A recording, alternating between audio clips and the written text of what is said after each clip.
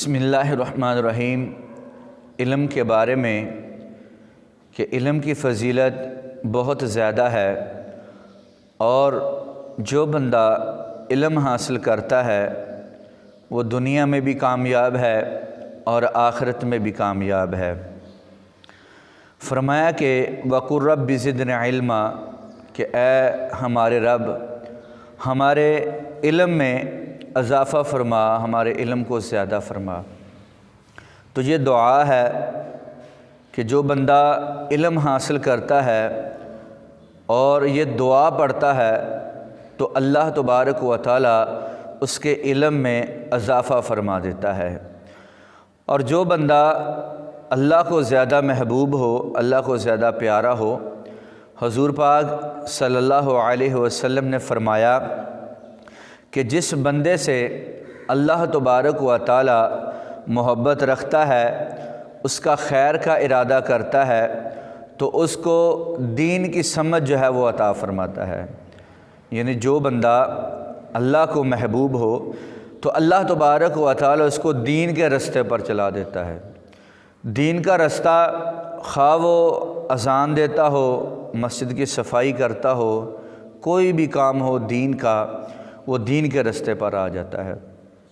اور جس سے اللہ تبارک و تعالی ناراض ہو، وہ بھٹک جاتا ہے، وہ دنیا داری میں لگا رہتا ہے، اور اس کے ہاتھ میں نہ دنیا ہوتی ہے نہ ہی آخرت ہوتی ہے۔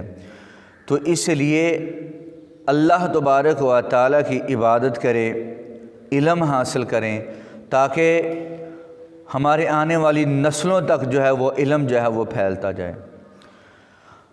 حضرت ابو ہریرہ رضی اللہ تعالی عنہ بیان کرتے ہیں کہ حضور پاک صلی اللہ علیہ وسلم نے فرمایا کہ جو بندہ علم حاصل کرنے کے لیے نکلتا ہے تو فرمایا وہ راستہ جو ہے وہ جنت کی طرف کر دیتا ہے، اللہ تبارک و تعالی آسان کر دیتا ہے۔ اب وہ جو علم کا رستہ ہے، دین کا رستہ ہے، وہ جنت کا رستہ ہے، کیونکہ کامیابی اس میں ہے۔ اس لیے سرکار نے فرمایا کہ جو بندہ علم کے رستے پر چلتا ہے وہ جنت کے رستے پر چلتا ہے، لیکن جو گمراہی کے رستے پر چلتا ہے، جہالت کے رستے پر چلتا ہے، وہ جہنم کے رستے میں چلا جاتا ہے۔ اس لیے کہ اس کو علم نہیں ہے، پھر اس کے بعد دین کے بارے میں سوالات اٹھاتا ہے، طرح طرح کی گفتگو، طرح طرح کی بحث کرتا رہتا ہے۔ تو علم ہوگا تو روشنی ہوگی۔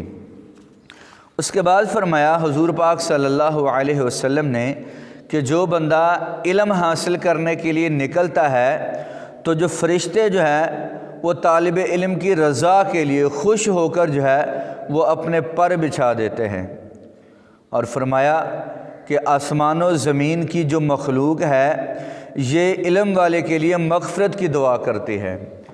آپ خود اندازہ کریں کہ علم حاصل کرنا یہ کتنی بڑی کامیابی ہے کہ جو بندہ علم حاصل کرتا رہتا ہے، زمینوں اور آسمان کی جو مخلوقات ہے وہ اس کے لیے دعائے مغفرت کرتی رہتی ہے۔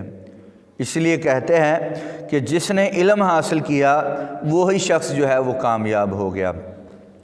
اس کے بعد حضور پاک صلی اللہ علیہ وسلم نے فرمایا کہ جس بندے نے میری سنتوں میں سے ایسی سنت کو زندہ کیا کہ جس پر لوگ جو ہے وہ عمل کرنا چھوڑ گئے تھے، اس نے اس کو زندہ کیا، اس پر عمل کرنا شروع کر دیا اور لوگوں کو بھی بتایا، تو فرمایا اس کے لیے کامیابی ہے، اس بندے کے لیے بھی اجر ہوگا، اور جو لوگ اس سنت پر عمل کریں گے ان کے لیے بھی اجر ہوگا، اور دونوں کے اجر میں کوئی کمی نہیں ہوگی۔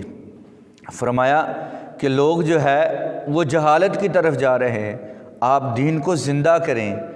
جو لوگ جو ہے وہ حضور پاک صلی اللہ علیہ وسلم کی سنتوں کو چھوڑ چکے ہیں، آپ اس کو زندہ کریں، لوگوں کو بتائیں۔ اب لوگ علم سے بھاگتے ہیں، علم حاصل کرنے سے بھاگتے ہیں اور جہالت کی طرف جاتے ہیں، گمراہی کے رستے پر چلے جاتے ہیں، اس لیے کہ وہ بہت آسان ہے، وہ عیاش راستہ لگتا ہے، اس لیے لوگ اس کو اختیار کرتے ہیں۔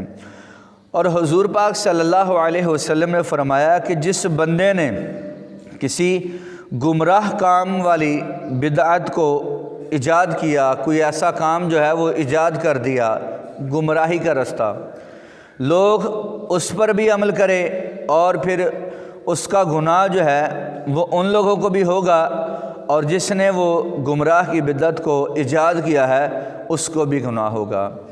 تو اس لیے علم حاصل کرنا اور لوگوں کو بتا دینا یہ سب سے بڑی کامیابی ہے، اس لیے کہ علم جو ہے وہ پھیلتا جاتا ہے، علم رکتا نہیں ہے۔ اس لیے جب بندہ مر جاتا ہے تو اس کے لیے بخشش کا ذریعہ بنتا رہتا ہے۔ جیسے ایک قاری ہے، اس نے ایک طالب علم کو سبق پڑھایا، دین سمجھایا، پھر وہ فوت ہو گیا۔ اس کے بعد وہ جو بچہ ہے وہ علم حاصل کر کے پڑھتا رہا، پڑھاتا رہا، اب اس کو بھی ثواب ہوگا اور جو اس کا استاد تھا اس کو بھی ثواب ہوگا۔ تو ایسا کام کریں جو مرنے کے بعد بھی آپ کو فائدہ دے۔ اب لوگ جو ہے وہ جہالت میں پڑ چکے ہیں، گمراہی کے رستے میں آگے چلے جاتے ہیں۔ جب کوئی دین کی بات کہی جاتی ہے تو طرح طرح کے سوالات جو ہے وہ اٹھنا شروع ہو جاتے ہیں، لیکن جیسے ہی کوئی گناہ کی بات ہو، یہ گمراہی کی بات ہو تو اس پر وہ خاموشی اختیار کر جاتے ہیں، حالانکہ جس بات پر روکنا چاہیے اس پر رکتے نہیں ہیں۔ جب بات علم کی آ جائے تو طرح طرح کے سوالات ہیں۔ حضرت امام حسن و حسین رضی اللہ تعالی عنہما ایک دفعہ وضو کر رہے تھے تو ساتھ میں ایک بزرگ تھا، وہ بھی وضو کر رہا تھا لیکن وہ غلط کر رہا تھا۔ تو حضرت امام حسن و حسین نے ان کو کہا کہ آپ دیکھیں کیا ہمارا وضو ٹھیک ہے؟ جب وضو کیا تو وہ بزرگ سمجھ گئے کہ میرا وضو غلط ہے۔ آپ خود اندازہ کریں کہ وہ بزرگ ہے، اس کو علم بتایا، علم کا اشارہ کر دیا تاکہ اس کی دل آزاری بھی نہ ہو اور علم بھی آ جائے۔ تو کچھ لوگ ایسے ہوتے ہیں جب بات علم کی جائے تو وہ فوراً غصہ ہو جاتے ہیں یا ناراض ہو جاتے ہیں، تو ان کو علم سمجھانے کا طریقہ آپ خود اختیار کریں تاکہ وہ علم بھی آ جائے اور وہ غصہ بھی نہ ہو۔